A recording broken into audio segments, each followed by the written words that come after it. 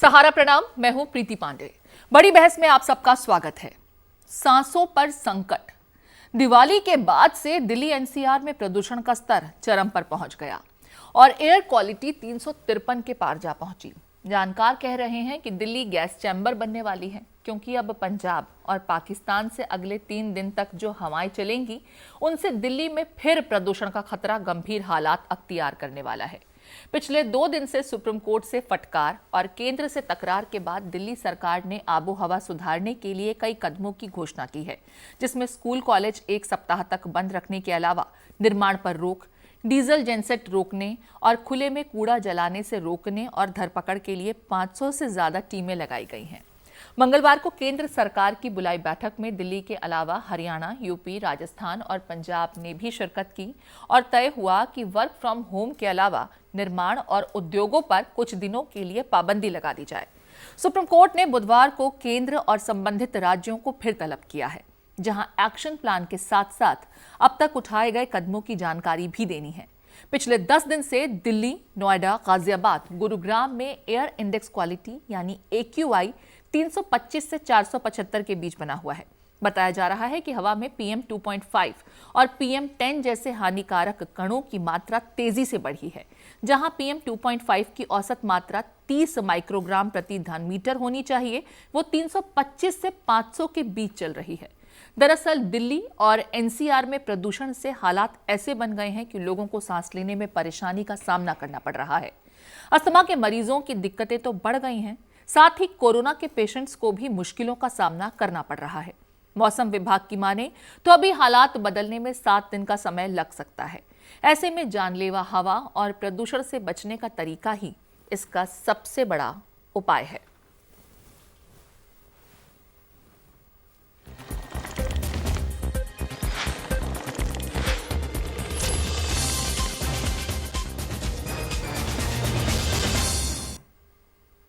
सांसों पर संकट पर बात करने के लिए हमारे साथ बीजेपी के नेता कैप्टन आई सिंह साहब, स्वागत है सर आपका। आम आदमी पार्टी के नेता रमेश श्रीवास्तव जी, स्वागत है आपका भी। पर्यावरणविद पंकज कुमार और सुप्रीम कोर्ट के एडवोकेट अश्विनी दुबे जी जुड़ गए हैं, स्वागत है आप दोनों का भी। सबसे पहले पंकज जी, मैं आपका रुख कर रही हूं, क्योंकि ये विषय ऐसा है जिसको लेकर के चर्चाएं तो खूब हो रही हैं। सुप्रीम कोर्ट भी अब संजीदा है, लिहाजा केंद्र और राज्य सरकारों से एक प्लान मांग रहा है कि उपाय क्या है और किस तरीके से आप स्थिति को संभालने के प्रयास करेंगे। लेकिन सर, दरअसल अभी तक तो इस पूरे विषय को लेकर के जिस तरीके से राजनीति हो रही है, हम ये भी तय नहीं कर पा रहे हैं कि एक्चुअल कंट्रीब्यूटर इस स्थिति का है कौन। पराली या फिर पेट्रोल डीजल से चलने वाली गाड़ियां या इंडस्ट्रीज या कंस्ट्रक्शन या फिर सब कुछ एक साथ। लेकिन अगर सब कुछ एक साथ है तो ये स्थितियां सिर्फ इस मौसम में ही क्यों होती हैं?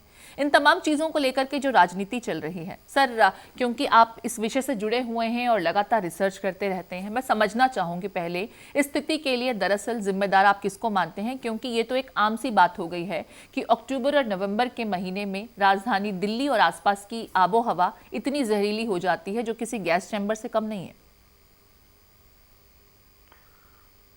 देखिए, अगर आपका सवाल इस बात से है कि इसके जिम्मेवार कौन है, तो जाहिर सी बात है कि इसमें से जितनी भी चीजें आपने बताई, उसमें से कुछ चीजें आवश्यक हैं और कुछ चीजें गैर कानूनी हैं। गाड़ियों का चलना या अन्य उद्योगों का चलना वो आवश्यक भी है और एक सामान्य प्रक्रिया भी है जी।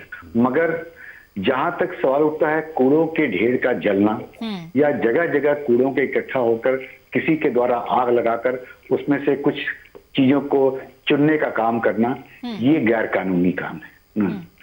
सरकार ने एक कदम ठीक उठाया है कि स्कूलों को बंद किया है, मगर ये स्कूलों को बंद करना उसके उपाय में नहीं आता है। एक तरह से आप एहतियात बरत रहे हैं किसी बड़ी दुर्घटना से, इसलिए ये उपाय नहीं है जी।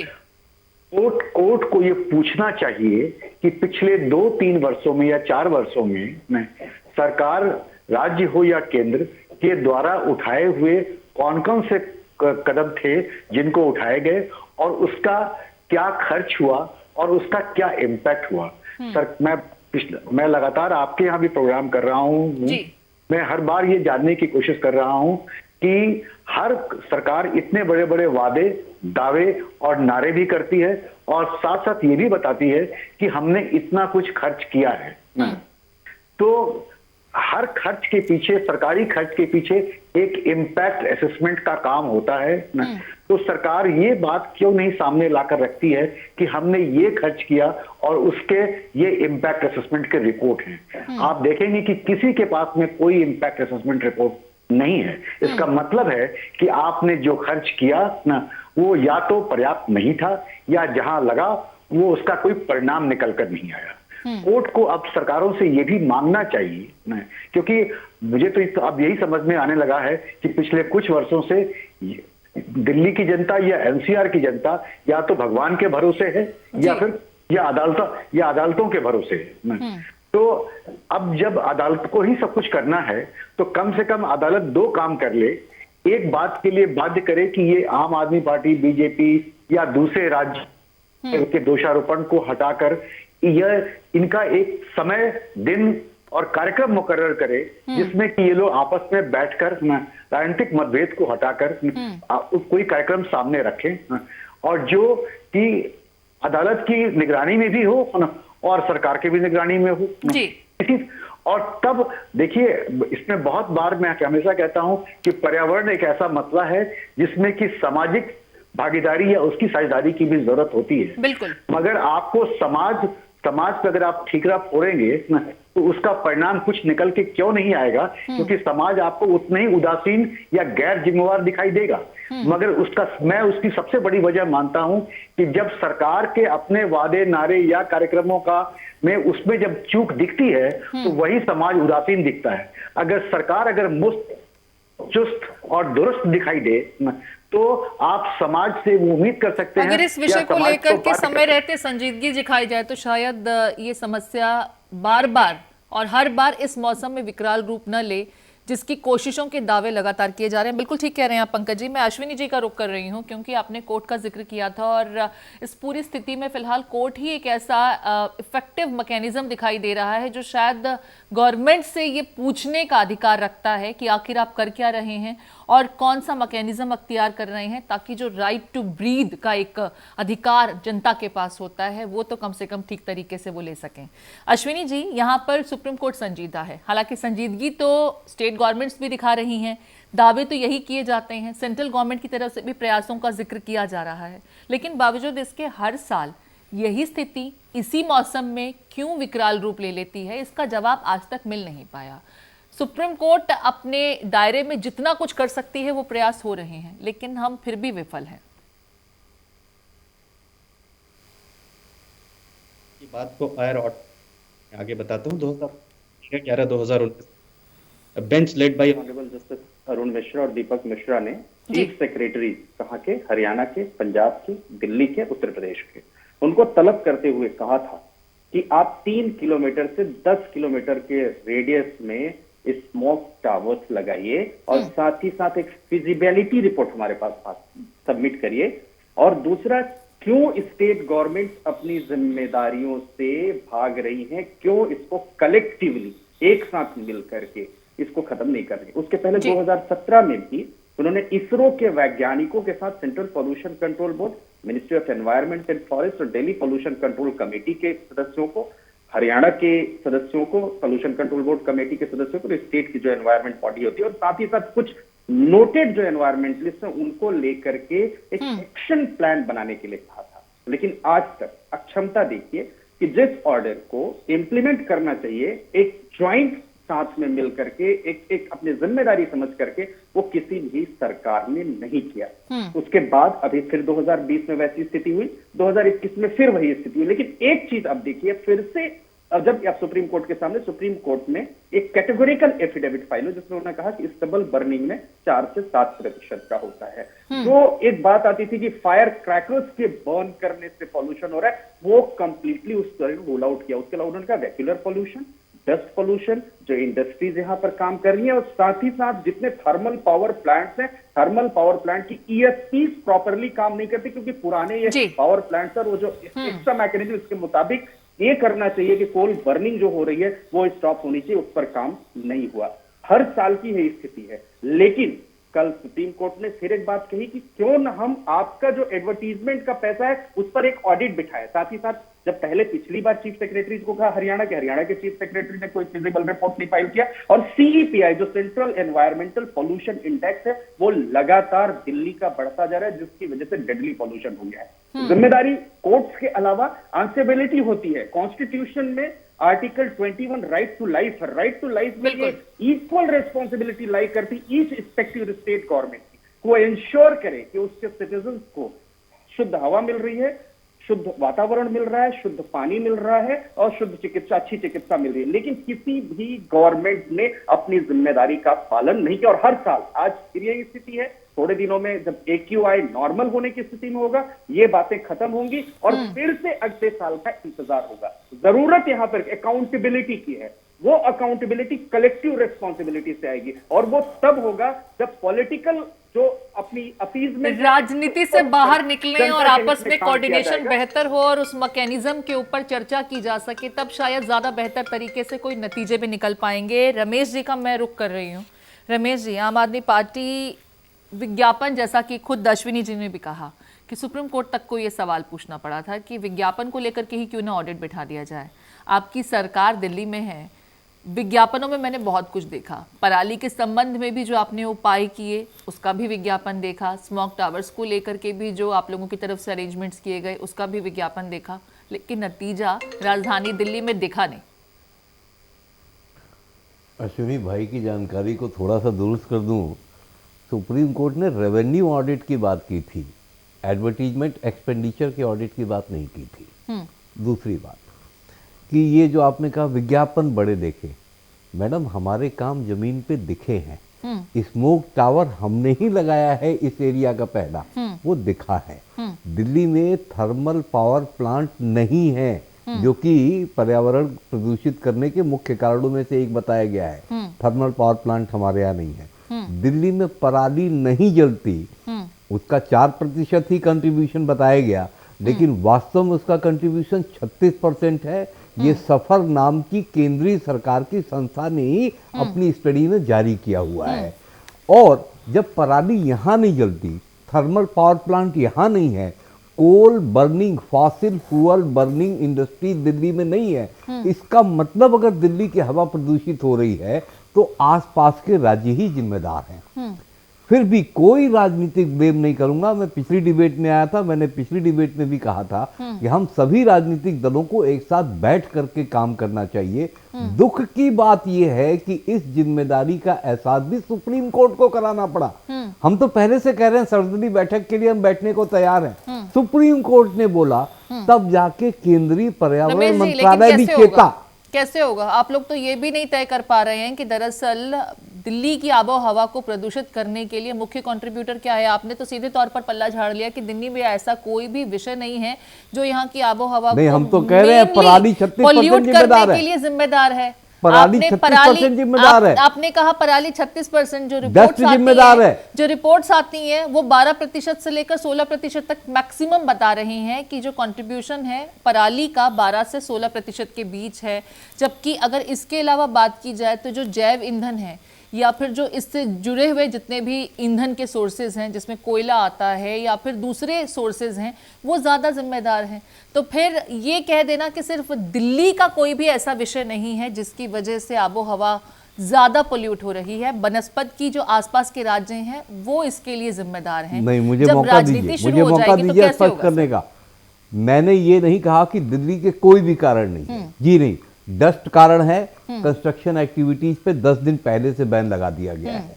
और पराली जलने का कारण है, उसके लिए हमने पूसा इंस्टीट्यूट का बायो डिकम्पोजर तैयार किया है। हम फ्री में देने को तैयार हैं। अपने यहाँ तो हमने डलवाए, दूसरे राज्यों में भी डलवाया है, लेकिन दूसरे राज्य इसको इच्छा शक्ति दिखा करके डाले तब तो कम होगा, नहीं तो नहीं कम होगा ना। तो जो भी कारण हमारे कंट्रोल में हो सकते थे हमने वहां तो कंट्रोल करने की पूरी कोशिश की है। दिल्ली के 2 पड़ोसी राज्य है जहां पर बीजेपी की सरकार है। प्रीति जी, केजरीवाल सरकार की और केजरीवाल खुद जी अपनी गलतियां कभी स्वीकार नहीं करते हैं। आपने देखा होगा कि जब भी है, और पहली बार मुख्यमंत्री नहीं बने, तीसरी बार मुख्यमंत्री बने दिल्ली के, फिर भी उन्हें यह समझ में नहीं आया इतने सालों में कि ये समस्या हर साल आती है, इसका निदान परमानेंट चाहिए। मगर इनकी सोच क्या है कि थोड़े दिन जो है ना जनता को बहलाओ फुसलाओ, इधर उधर की बातें करो और जैसे ही निकल जाएगा। कैसे होना चाहिए सर? हाँ, मैं वही बताना चाहता हूं। अभी आपने देखा होगा ये पॉल्यूशन आने से पहले एक बहुत अच्छा विज्ञापन चल रहा था, शायद अभी भी चल रहा है जी। तो उससे जैसे अभी इन्होंने बताया कि एक कंपोज इन्होंने तैयार कराया था, उस कंपोज की लागत थी मात्र 40,000 रुपए जी। और उसके मैनेजमेंट पे खर्चा हुआ 20 लाख रुपए और उसके विज्ञापन पे केजरीवाल जी ने 40 करोड़ रुपए खर्च किया है और फिर भी पॉल्यूशन दिल्ली में आ गया। तो इन्हें सिर्फ एक ही दिखाई चीज देता है कि सरकारी पैसा, आम जनता का जो पैसा है वो विज्ञापन में चलिए सर, पराली को हम छोड़ देते हैं 12 से 16% के बीच में ही, क्योंकि सीएससी की जो रिपोर्ट है वो कंट्रीब्यूट करता है। सुप्रीम कोर्ट ने अभी जब हाल में ही एक रिस्ट्रिक्शन लगाई थी दिवाली के दरमियान पटाखों को न चलाना न जलाने देना, उसको लेकर के आपका क्या ओपिनियन है?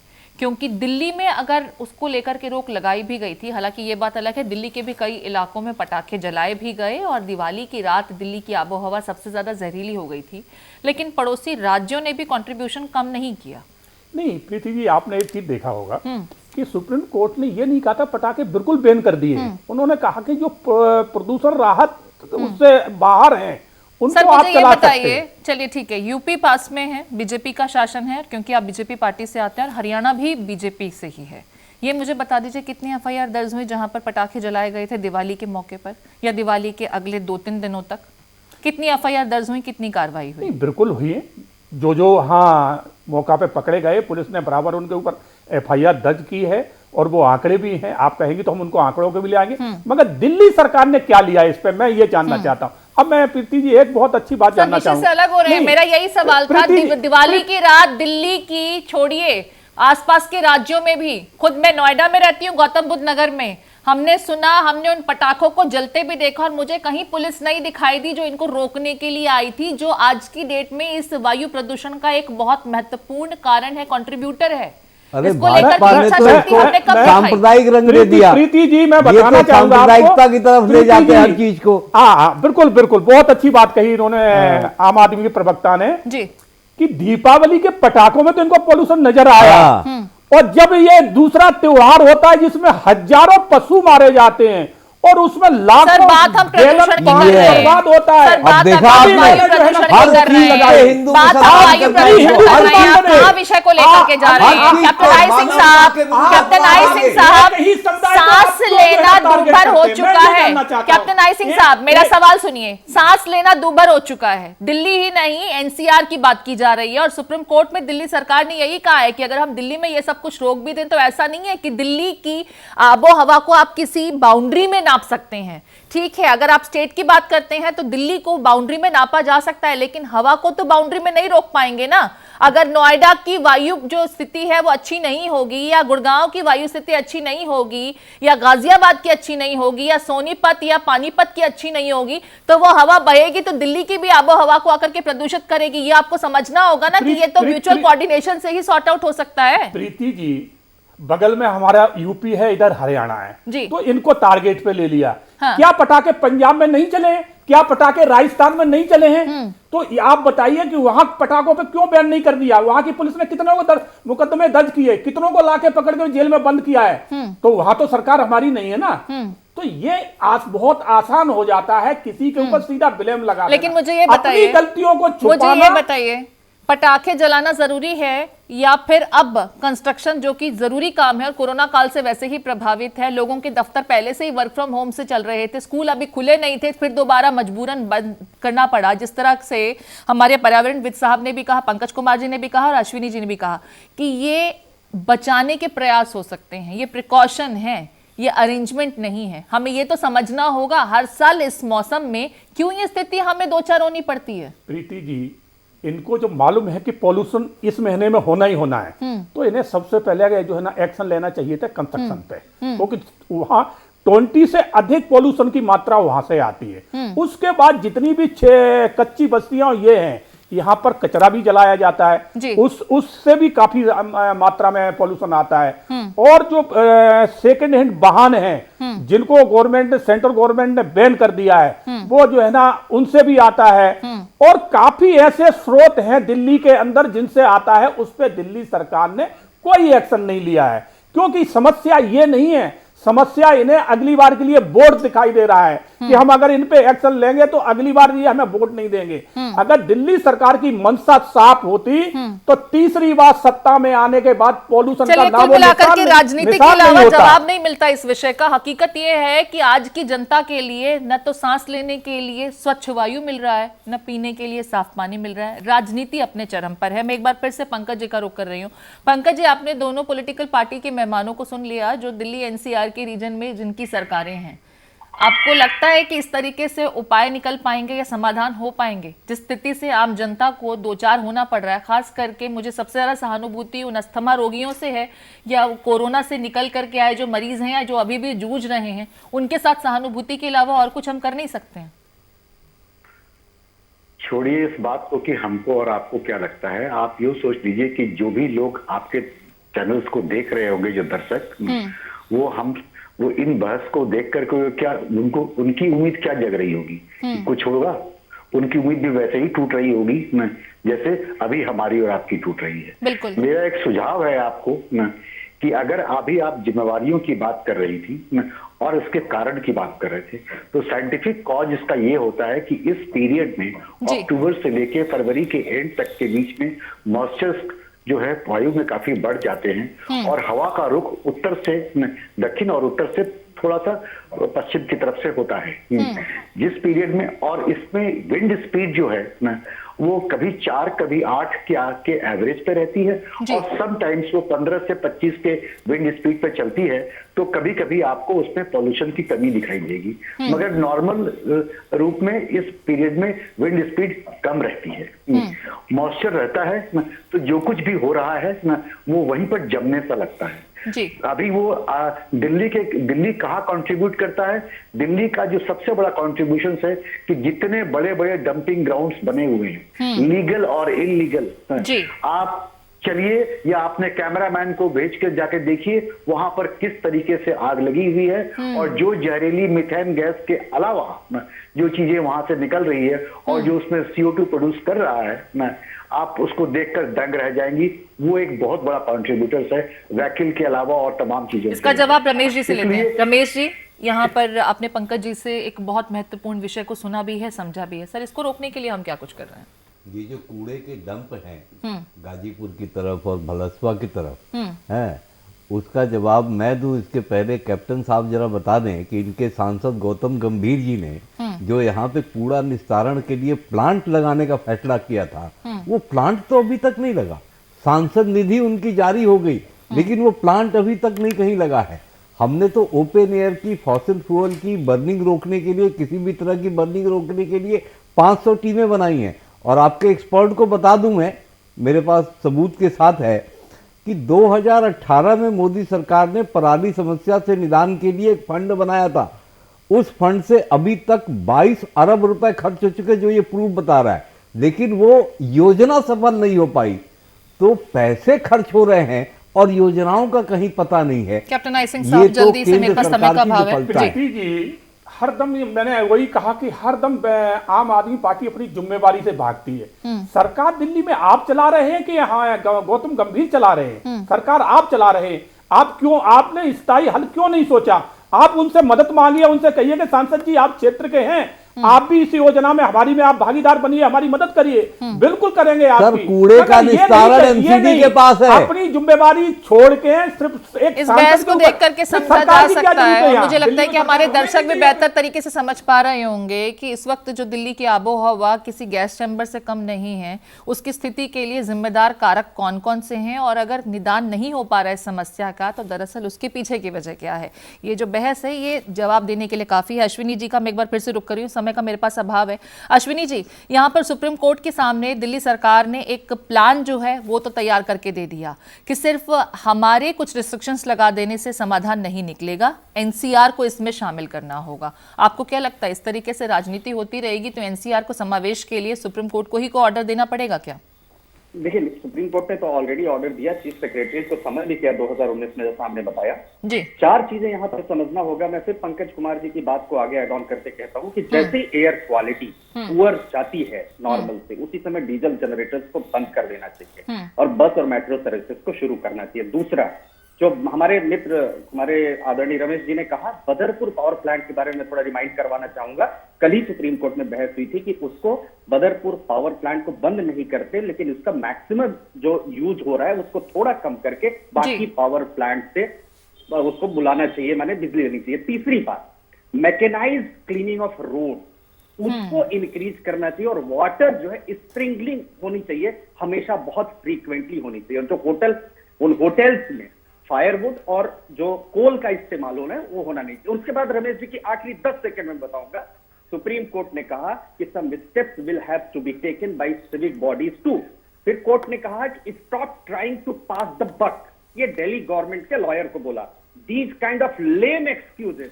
बिल्कुल, जो सुप्रीम कोर्ट के ऑब्जर्वेशंस का आप जिक्र कर रहे हैं, दरअसल वही आम जनता के भी जहन में सवाल हैं कि पॉलिटिकल पार्टीज अपने विस्तार के लिए, अपने को मजबूत करने के लिए, सुदृढ़ करने के लिए जितनी चिंतित हैं, क्या उसको एक बेहतर आबो हवा और सांस लेने के लिए एक अच्छी वायु की जो स्थिति है उसे बनाने के लिए भी वो सोचती हैं, चिंतित होती हैं? बड़ी बहस विषय में आप तमाम मेहमान हमारे साथ जुड़े, कैप्टन आई सिंह साहब और रमेश श्रीवास्तव जी, आप स्टूडियो आए, आप लोगों का बहुत बहुत शुक्रिया। पंकज कुमार जी और अश्विनी दुबे जी, चर्चा में शामिल होने के लिए आपका बहुत बहुत धन्यवाद। बड़ी बहस कार्यक्रम में आज के लिए इतना ही। देश और दुनिया की तमाम अपडेट्स के लिए चलते रहिए समय के साथ सहारा पे।